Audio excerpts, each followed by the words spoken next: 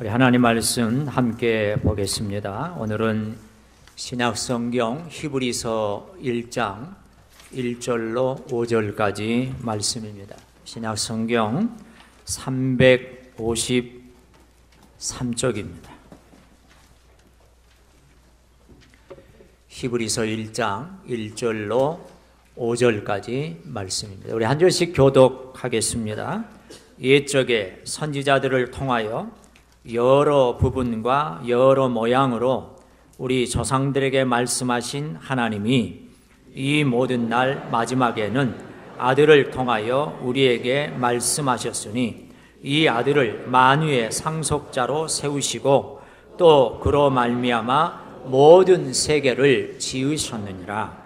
이는 하나님의 영광의 광채시요 그 본체의 형상이시라.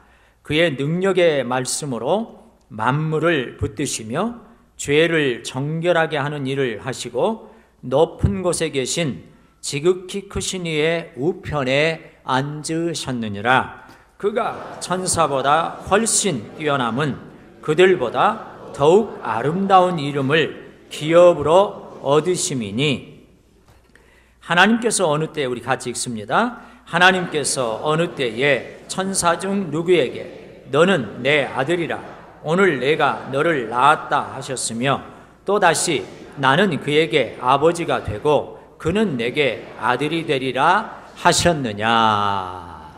아멘. 할렐루야. 네, 우리 주변 분들 옆에 앞뒤로 반갑게 인사합니다. 반갑습니다. 잘 오셨습니다.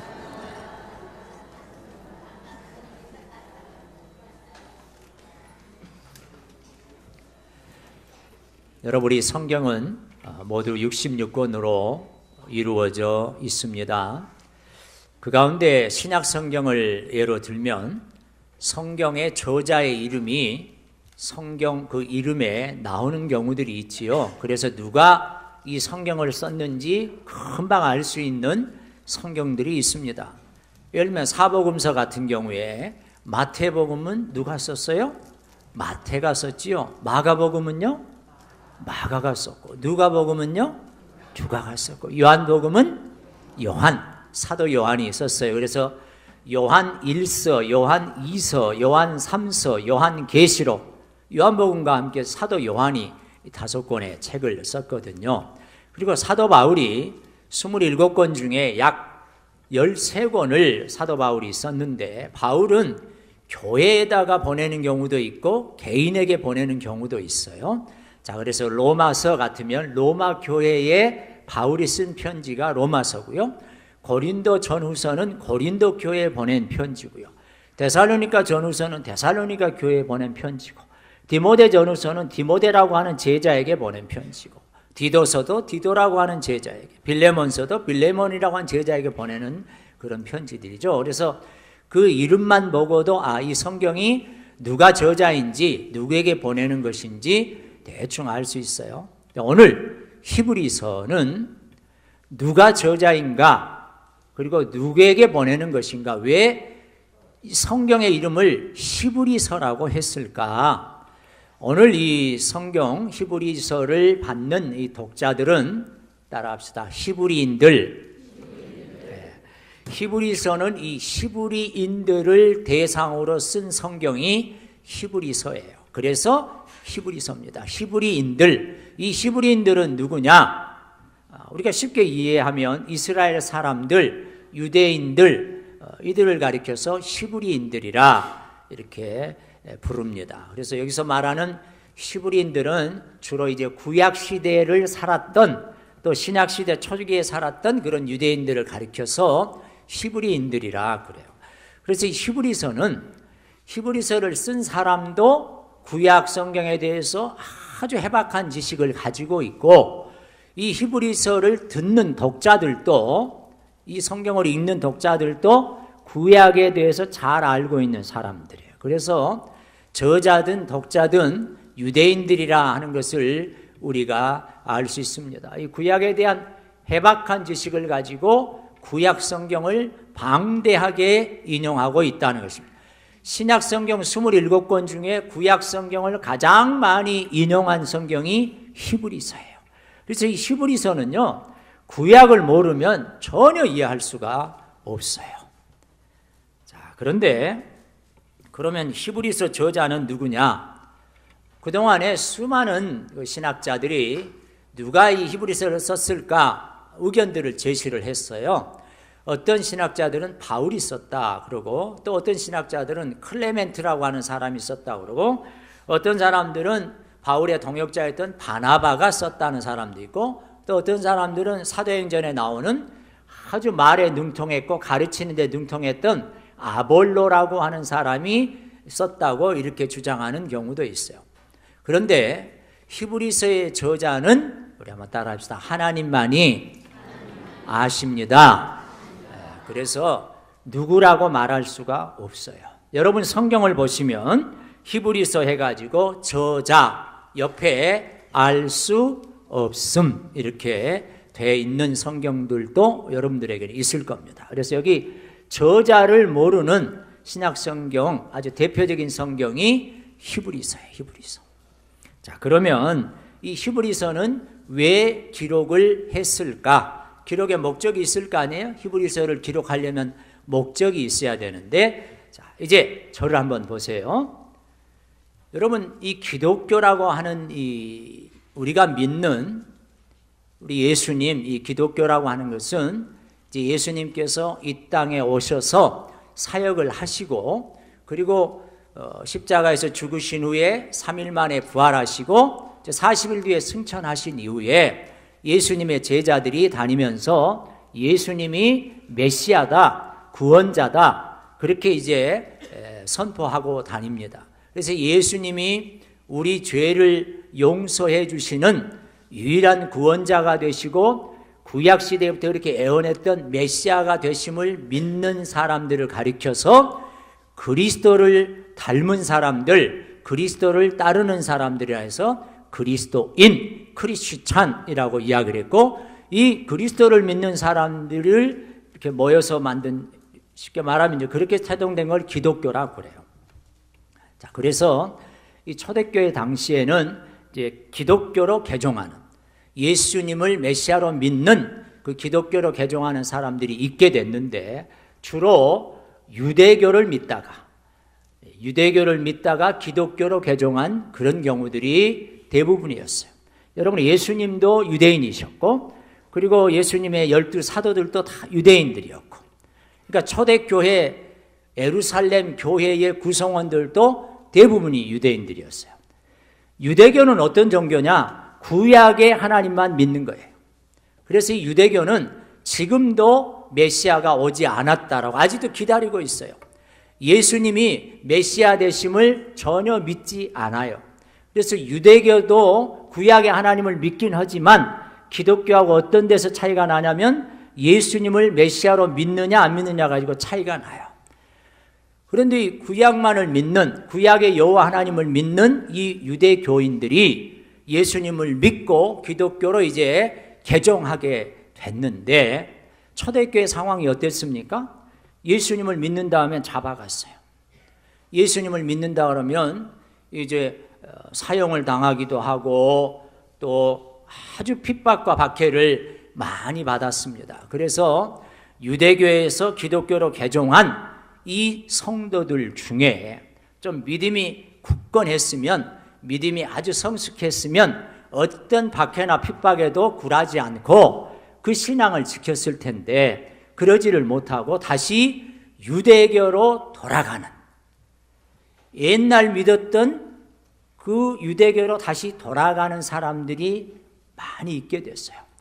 그래서 이 히브리서 저자는 구약의 언약, 옛 언약과 예수님 이후에 새로운 언약, 신약, 이 새 언약이 어떤 차이가 있는가를 말씀을 통해서 설명을 하고 있고, 우리가 지금 믿고 있는 예수님이 어떤 분이신지를 이제 이 히브리서를 통해서 강조하면서 그 거듭났던 복음으로 말미암아 구원받았던 그 믿음을 끝까지 지키기를 권면하고 있는 성경이 바로 이 히브리서라고 하는 것을 우리가 기억을 해야 돼요. 그러니까 여러분, 옛 언약보다 새 언약이 훨씬 나은데 자꾸만 옛 언약으로 돌아가려고 하는 그런 사람들을 대상으로 해서 그것이 얼마나 바보 같은 일이고 잘못된 일인지를 이 히브리서를 통해서 설명을 하려고 해요. 자, 그러면 1절을 우리가 한번 보도록 하겠습니다. 옛적의 선지자들을 통하여, 여기 옛적은 이제 구약시대를 이야기하는 거예요. 구약시대에 여러분, 하나님께서 계시를 주실 때, 하나님의 말씀을 주실 때 이사야라든지 에레미야라든지 에스겔이라든지 호세아라든지 이런 선지자들을 통해서 계시를 주셨어요. 그런데 이런 선지자들을 통해 주실 때 여러 부분과 여러 모양으로 선지자마다 다 다른 방식으로, 어떤 선지자는 꿈을 통해서 하나님의 말씀을 전달하고, 어떤 선지자는 환상을 보고 하나님의 말씀을 전달하고, 어떤 선지자는 하나님의 직접적인 말씀을 듣고 전달하고, 이렇게 여러 부분과 여러 모양으로 구약시대 유대인들에게, 이스라엘 백성들에게 하나님께서 말씀하셨어요. 이게 옛 언약이에요. 쉽게 말하면 구약이라고 하는 것이죠. 그러나 여러분, 선지자들은 어떤 존재들입니까? 연약한 인간이죠. 피조물입니다. 그래서 온전할 수가 사실은 없죠. 완전하지가 않아요. 그런데 2절에 보면 이렇게 되어 있어요. 이 모든 날 마지막에는, 지금 이것은 이제 우리가 앞으로 살아갈 2100년, 2200년 이런 예수님이 다시 오실 때를 이야기하기보다는 구약 시대를 끝맺는 이제 새로운 신약 시대가 시작되는 그런 의미에서 이 모든 날 마지막에는 누구를 통하여? 누구를 통하여? 아들을 통하여. 여기 아들이 누구죠? 예수님을 가리키는 하나님의 아들 예수님을 통하여 우리에게 말씀하셨어요. 여러분, 이제 신약 시대에는 여러 사람을 통해서 이야기하지 않아요. 오직 누구를 통해서? 아들을 통해서, 예수님을 통해서 단번에 계시하시는 거예요. 그래서 이 아들을 통해서 우리에게 말씀하셨다.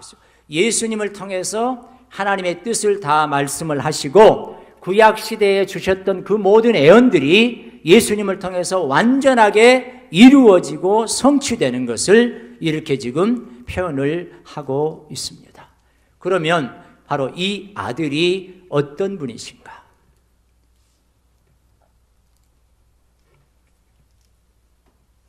여러분, 구약 시대는 불완전했는데, 구약의 옛 언약은 불완전했는데, 이제 완전한 언약인 예수님께서 완전히 이 구약의 언약을, 부분적인 언약을 성취를 하셨는데, 그분이 누구신가 하는 것이죠.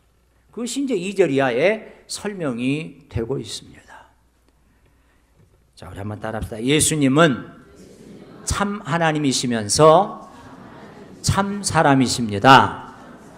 이 부분이 이제 참 어려운 부분이긴 한데요. 우리 예수님은 하나님이시면서 사람이시다는 것이 성경의 가르침이에요. 자, 2절 하반절을 보시면 이 아들을 만유의 상속자로 세우시고 또 그로 말미암아 모든 세계를 지으셨느니라 그랬어요. 여러분, 하나님께서 예수님을 아들로 이렇게 세우시고 만유의 상속자가 되게 하셨다. 부모의 재산은 자녀에게 상속되는 것이죠.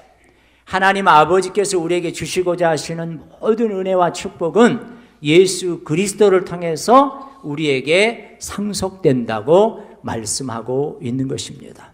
아들 예수님에게 주신 그 하나님의 은혜와 축복은 그분을 믿는 모든 자에게 함께 주어지는 거예요. 그래서 저와 여러분도 믿음으로 양자가 되었고, 저 예수님의 상속을 우리가 함께 누리게 되는 줄 믿습니다. 예수님 안에 있던 영생을 우리도 함께 상속받게 되는 것이고, 예수님을 통해서 하나님의 은혜와 축복, 그것을 우리가 또 함께 나누게 되는 것이죠. 여러분, 두 번째는 그 예수님으로 말미암아, 아들로 말미암아 모든 세계를 지으셨느니라. 2절 하반절에 그렇게 돼 있어요. 하나님은 아들 예수님을 통해서 세계를 창조하셨다는 것이죠. 그래서 여러분, 우리 예수님은 단순한 인간이 아니시고 창조자이시다라는 것이 오늘 이제 성경의 가르침입니다. 그 부분들을 우리가 한번 찾아보도록 하겠습니다. 자, 화면에도 뜰 텐데요. 요한복음 1장 3절에 보시면 같이 한번 읽어볼까요? 만물이 그로 말미암아 지은 바 되었으니, 여기 그는 누구죠? 예수님입니다. 예수님으로 말미암아 지은 바 되었으니. 또 골로새서 1장 16절이요. 시작. 만물이 그에게서 창조되되 그랬어요. 여러분, 태초에 창세기 1장 1절에 보면 태초에 하나님이 천지를 창조하시냐 했을 때 그 하나님은 성부, 성자, 성령, 이 삼위 하나님을 다 포함해서 말씀하시는 거예요. 아버지 하나님, 성부 하나님만 창조하신 게 아니에요. 성자 하나님도 창조하셨어요. 그리고 성령 하나님도 함께 온 세상 만물을 창조하셨어요. 그래서 오늘 이 히브리서 본문에서는 신약 시대를 구약 시대와 완전히 차별되게 하시는 분, 옛 언약의 부분적이고 온전하지 못한 것을 완전하게 성취하시는 분, 그분이 바로 예수 그리스도이신데, 이분이 어떤 분이시냐? 하나님의 아들이시라는 거예요. 또한 온 세상 만물을 창조하신 창조주가 되신다라고 설명하고 있어요. 자, 3절에는 좀 더 구체적으로 말씀하십니다. 이는, 그랬어요. 이분은, 이 예수님은 어떤 분이시냐? 하나님의 영광의 광채시요 그 본체의 형상이시라 그랬어요. 여러분, 우리가 도장을 딱 찍으면 그 도장이 찍혔을 때 그 내용하고 도장하고 일치해요, 안 일치해요? 일치하죠. 그런 의미가 형상이라고 하는 의미를 가지고 있어요. 그 본체 형상이라고. 그러니까 우리 예수님께서는 그 본질에 있어서 우리 하나님과 온전히 동일하신 분이시다. 하나님의 존재와 본질을 가장 완전하게 나타내시는 분이 누구냐? 예수 그리스도라 하는 것이죠. 우리 한번 따라합니다. 그리스도께서는 하나님의 본체와, 아니, 하나님의 존재와 본질을 가장 완전하게 나타내시는 분. 그러니까 예수님의 사역을 보면, 예수님의 하시는 일을 보면 하나님이 아니고서는 할 수 없는 일, 그런 일을 하시는 거예요. 그래서 우리 예수님이 하나님이시라는 것을 분명하게 지금 설명을 하고 있어요. 자, 3절 중간에 보면 그래서 그의 능력의 말씀으로 만물을 붙드신다. 예수님의 말씀으로, 예수님의 말씀에는 능력이 있는데 그 능력의 말씀으로 만물을 붙드신다. 그냥 온 세상 만물이 자기 마음대로 우연히 돌아가는 게 아니고 예수 그리스도의 말씀에 능력에 붙들려서 돌아간다는 것이죠. 여러분, 뿐만 아니라 죄를 정결하게 하는 일을 하셨다 그랬어요. 여러분, 우리 하나님께서 저와 여러분 얼마나 사랑하시든지 하늘나라에 편하게 앉으셔가지고, 야, 죄인들 다 모여, 지금 이 시간부터 너희들 다 죄에서 해방됐다, 이제 가, 이렇게 하신 게 아니라는 거예요.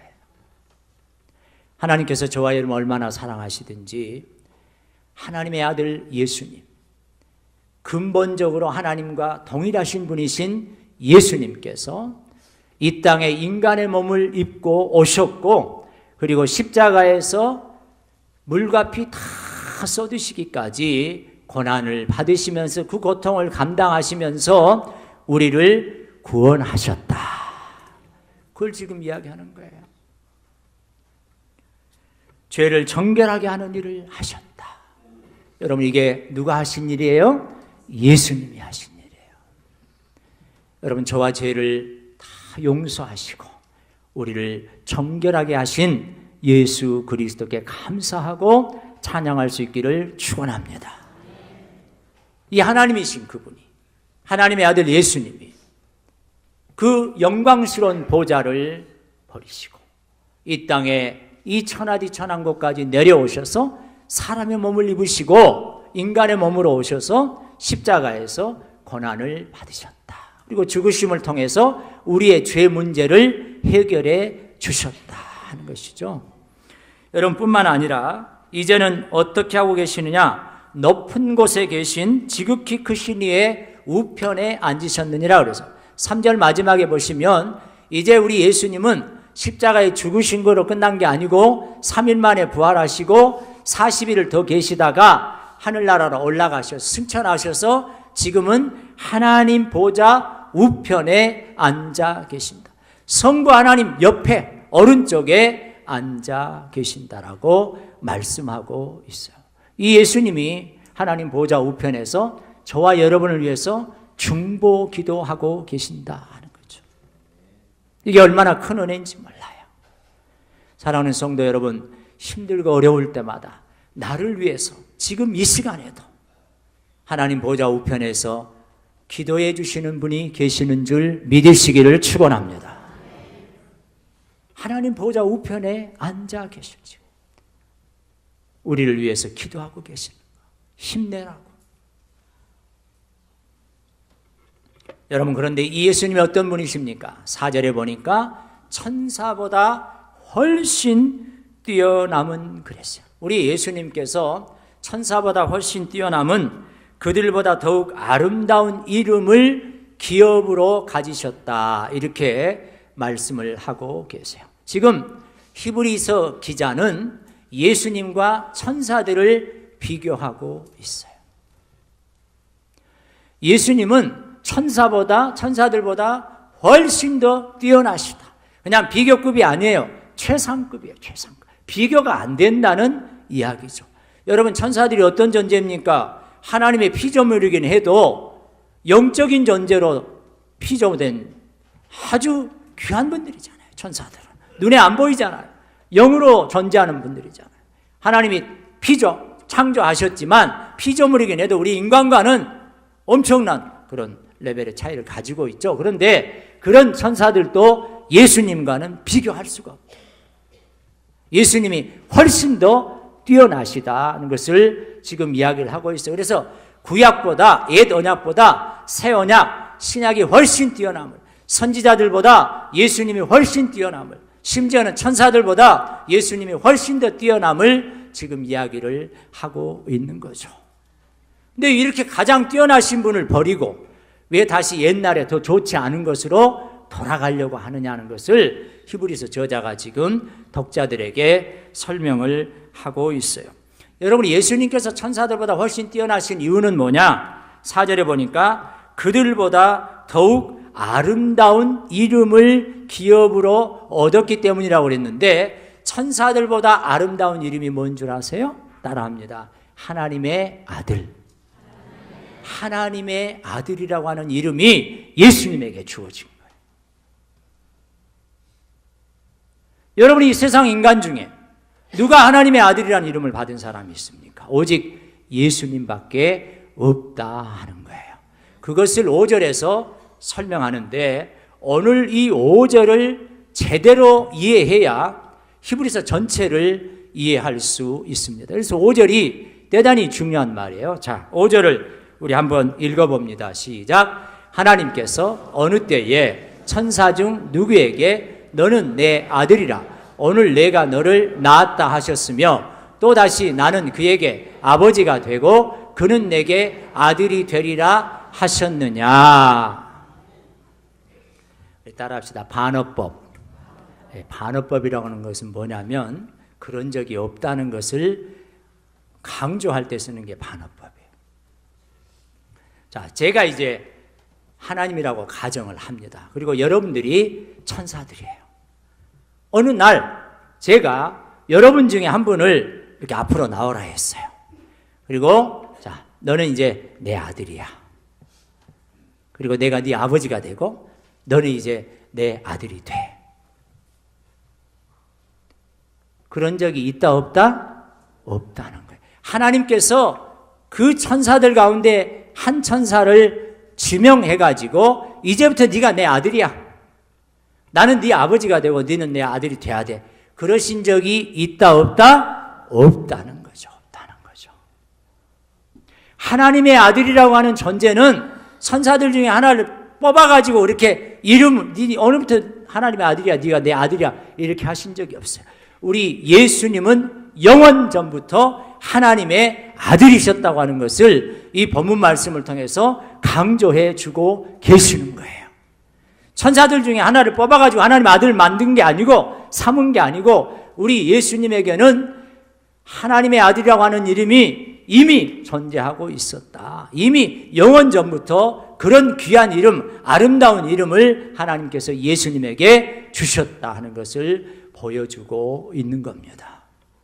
여러분, 그래서 이 예수님의 이름이 얼마나 아름답고 귀하고 능력이 있는 줄 몰라요. 여러분, 우리 예수님의 이름에 어떤 능력이 있는지 이제 성경을 통해서 알아보도록 하겠습니다. 자, 사도행전 2장으로 가겠습니다.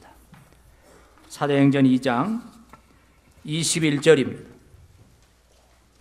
화면에 떴습니다. 우리 같이 한번 읽어봅시다. 시작. 누구든지 주의 이름을 부르는 자는 구원을 받으리라. 예수 그리스도의 이름을 부르는 자는 구원을 얻게 되는 능력이 있는 줄 믿습니다. 여러분. 예수님의 이름의 능력이 구원의 능력이 있는 거예요. 사도행전 4장 12절입니다. 사도행전 4장 12절. 자, 우리 여러분 성경을 한번 직접 보세요. 사도행전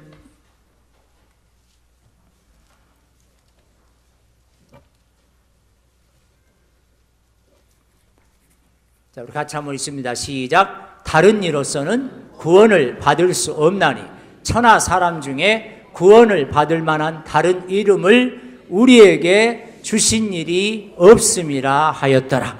예수 그리스도라고 하는 이 이름 외에는 그 어떤 이름에게도 구원을 받을 만한 그 능력을 주시지 않았다는 것이죠. 이단의 교주들, 그런 그 구원의 능력을 주신 적이 없어요. 그 어떤 종교, 그 누구에게도 하나님께서는 구원받을 만한 능력을 그 이름에 주신 적이 없어요. 오직 예수 그리스도, 그 이름을 부르는 자, 그 이름을 믿는 자에게는 구원을 얻게 하시는 능력이 있는 줄 믿습니다. 예수 그리스도 이름에 그 능력이 있어요. 저와 여러분이 그 예수 그리스도의 이름을 불렀기 때문에, 믿었기 때문에 구원받게 되는 것입니다.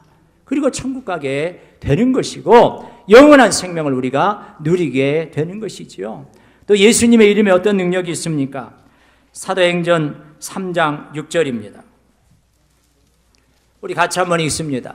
베드로가 이르되 은과 금은 내게 없거니와 내게 있는 이것을 내게 주노니 나사렛 예수 그리스도의 이름으로 일어나 걸으라 하고. 여러분, 베드로와 요한이 성전으로 올라가다가, 기도하기 위해서 올라가다가 한 안진뱅이를 성전 문 앞에서 만나게 됩니다. 뭔가 좀 얻어보려고 사도들의 눈을 쳐다봅니다. 뭔가 좀 먹을 것, 돈. 그때 베드로가 말합니다. 은과 금은 내게 없거니와 내게 있는 이것을 내게 주노니 나사렛 예수 그리스도의 이름으로 일어나 걸으라. 일어나고 걷고 뛰게 된 줄 믿습니다. 예수님의 이름의 능력이 치유의 역사를 일으킨 거예요. 안진뱅이를 일으켜 세운 것입니다. 그 이름의 능력이 이번 한 주간 동안 또 저와 여러분의 삶 속에서 우리를 치유하고 회복하는 그런 귀한 은혜가 있게 되기를 주의 이름으로 축원합니다. 여러분, 또 어떤 능력이 있을까요? 이 사도행전 16장 18절에 보시면 이런 말씀이 있어요. 이같이 여러 날을 하는지라 바울이 심히 괴로워하여 돌이켜 그 귀신에게 이르되 예수 그리스도의 이름으로 내가 내게 명하노니 그에게서 나오라 하니 귀신이 즉시 나오니라 그랬어요. 여러분, 이 귀신은 마귀의 쫄개들인데 이 마귀가 얼마나 능력이 큽니까? 이 귀신들이 역사하는 거죠. 사람들에게 들러붙어서 역사하기도 하고, 그럴 때 나사렛 예수 그리스도의 이름으로 내가 내게 명하노니 그에게서 나오라 하니 귀신이 즉시 나온 줄 믿습니다. 예수 그리스도의 이름의 능력이 있는 거예요. 바울이 능력이 있는 게 아니고 예수님의 이름의 능력이 있는 거예요. 그래서 그 이름의 능력이 질병도 고치고 귀신도 내어 쫓고 구원도 얻게 하고,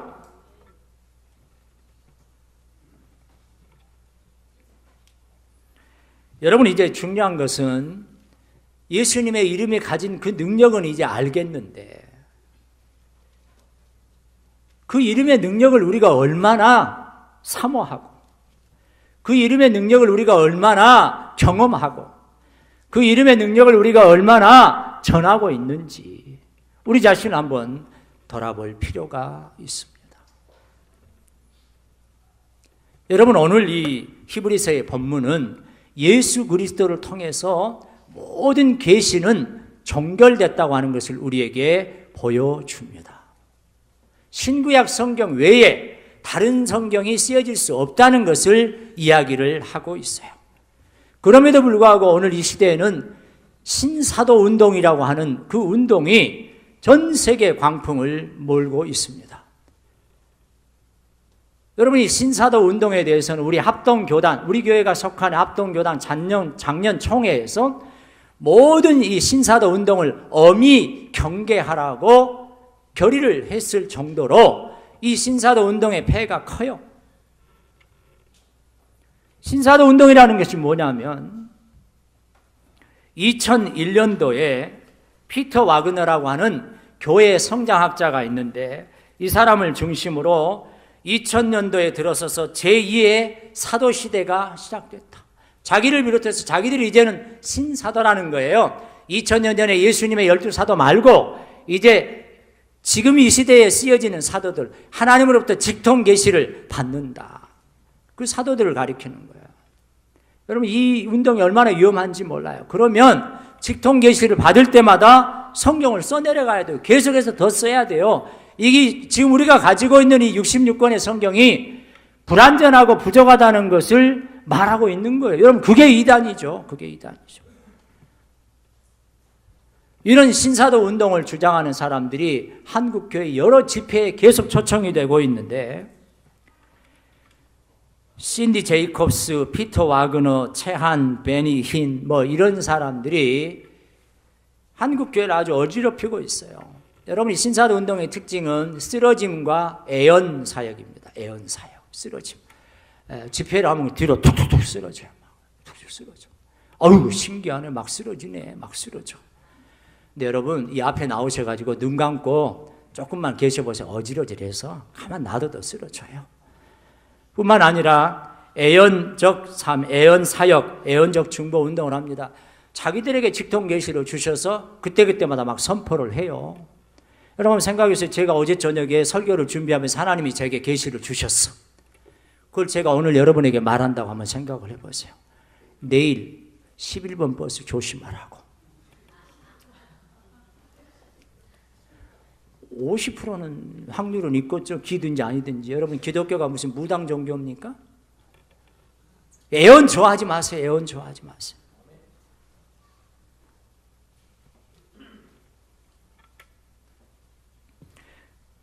큰믿음교회 변승우 목사, 인천 방주교회 박보영 목사 다 지금 이 신사도 운동과 관련해 가지고 경고를 받고 있는 사람들이에요.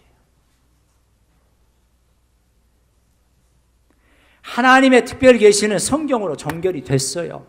그러므로 여러분 신구약 성경을 열심히 사랑하고 지금 우리가 가지고 있는 하나님의 말씀이 하나님께서 우리에게 주신 계시인 줄 믿고 이 말씀대로 살고 이 말씀대로 순종할 수 있기를 주의 이름으로 축원합니다. 그러면 왜 이런 신사도 운동이 일어났느냐? 정통교회가 너무 교리화됐기 때문에 그래요. 정통교회가 너무 형식화됐기 때문에 그래요.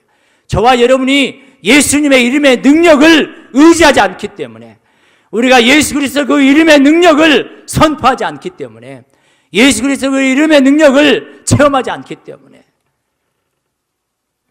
오히려 이런 사람들에게서 뜨거운 역사들이 일어나고 있어요. 성기철 장로를 보면 여러분은 집회에서 그냥 병나는 사람들이 허다해요. 신사도 운동을 하는 사람들에게만 주어지는 게 아니죠. 바른 신앙 가지고 있는 저와 여러분에게 이런 예수 그리스도의 이름의 능력이 있어야 될 줄 믿습니다. 근데 이게 그냥 되냐고요. 일주일에 교회 한번 오셔가지고 주일 예배 한번 드려가지고 이 능력이 나타나냐고요. 새벽에 하나님 앞에 나와서 부르짖고 3일밤 예배에 나와서 하나님 앞에 부르짖고 금요기도에 나와서 부르짖고 우리가 매일매일 살아가는 삶의 현장에서 예수 그리스도의 이름을 찬양하실 수 있기를 축원합니다. 예수 그리스도의 이름을 선포할 수 있기를 축원합니다. 예수 그리스도의 이름으로 병도 고치시고 예수 그리스도의 이름으로 여러분 귀신도 내어쫓는 그 능력을 체험할 수 있기를 축원합니다. 여러분 목사도 제 능력으로 여러분 고치는 거 아니잖아요. 목사님 기도받으면 낫는다. 물론 그럴 수 있죠. 그러나 제가 여러분 고치는 거 아니고 예수 그리스도의 이름이 그 능력이 고치게 하는 줄 믿습니다. 그러면 여러분 스스로도 그 이름의 능력을 의지해서 아픈 환자들의 그 머리에 손을 얹고 여러분들 기도하시고 자녀들을 위해서 기도하시고 여러분이 예수 그리스도의 이름의 능력을 늘 선포하셔야 돼요. 과거에 다른 종교에 있다가 기독교를 개종하신 분들 중에 어떤 현상들이 나타나냐면 이제 신앙을 열심히 하려고 하면 막 심장이 떨리고 막 불안해지고 막 꿈을 꿔도 이상한 안 좋은 꿈을 꾸고 막 그래요. 악한 영이 역사하는 거예요. 여러분 그럴 때 예배의 자리로 기도의 자리로 오셔서 예수 그리스도의 이름을 선포하시고 예수 그리스도의 그 능력의 이름을 찬양하시고 그 예수 그리스도의 이름을 힘입어서 기도하시고 오늘 본문은 그걸 이야기하고 계시는 거예요. 일주일에 한 번 이 주일날 나와서 하나님 앞에 예배드리면서 그 예수 그리스도 그 이름의 능력을 전혀 체험하지 못하기 때문에 자꾸만 신사도 운동과 같은 바깥의 운동이 일어나게 되는 거예요. 여러분 그런 운동들이 긍정적인 역할도 해요. 우리를 돌아보게 해요. 그러나 정말 중요한 것은 예수 그리스도의 그 이름의 능력이 구원을 얻게 해 주시고 그리고 질병을 치유해 주시고 귀신을 내어쫓게 해 주시고 살아계신 하나님의 모든 은혜와 축복을 받는 그 길이 되게 해 주시는 것을 믿으시고 이번 한 주간 동안도 호흡이 있는 동안에 우리의 입을 열어서 예수 그리스도의 이름을 선포하시고 찬양하시고 그 이름 붙잡고 기도하심으로 하나님의 놀라운 능력을 체험하시기를 예수님의 이름으로 축원합니다.